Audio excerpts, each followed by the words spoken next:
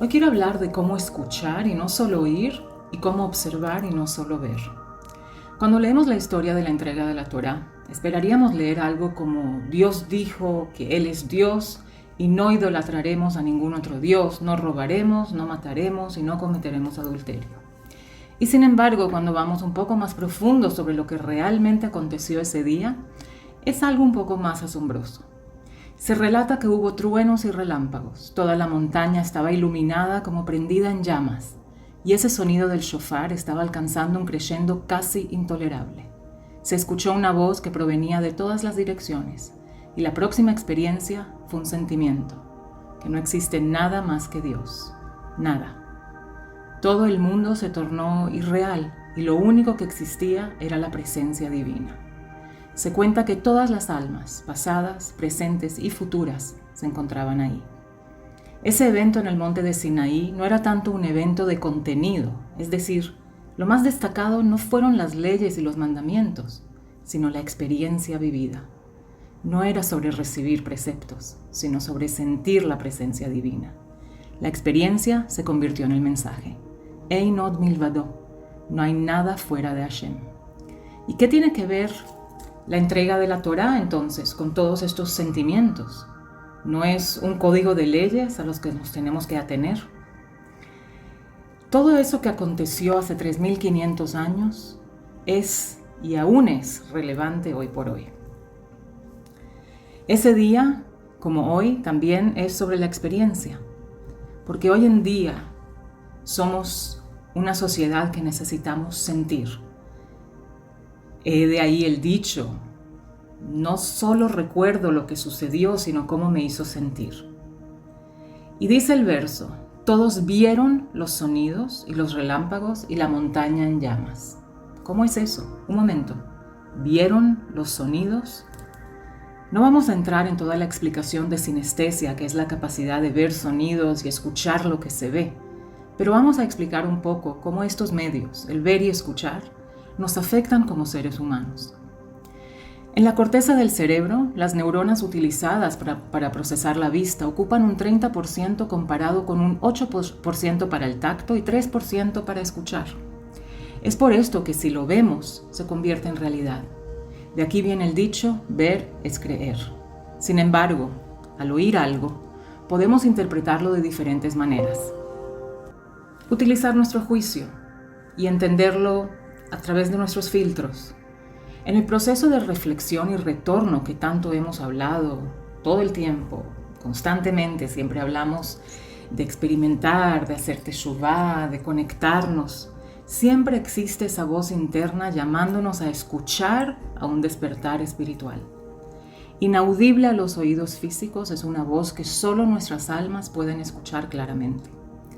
Las personas que han abierto su audición interna a esta voz, la han escuchado en el fuero interno de su existencia. Algunos lo llamarán intuición, otros lo llamarán el tercer ojo, a veces encontrándose con un vacío y hasta una decepción de cómo han vivido hasta ese momento. Cuando honramos esta voz, puede ser un tremendo llanto al deseo de ser libres o un grito de liberación y euforia. A veces esta voz se despierta por una epifanía, un libro inspirador, una clase que escuchamos, o Dios no quiera una tragedia, o también una experiencia conmovedora. Cualquiera la situación, para lograr la transformación, hay que ver esa voz. En este momento, en estos días que estamos ya culminando, estamos en la última semana de Sfirat HaOmer, ya entrando en ese countdown, ahora se está creando el hábitat especial para despertar esa voz interna. Lo hemos hecho a través de los 40 días y más. Pero se hace a través de escuchar algo que nos ayude a ver. Y ese es el sonido del shofar que ellos hablan. El sonido del shofar que leemos que se escuchó en el monte de Sinaí.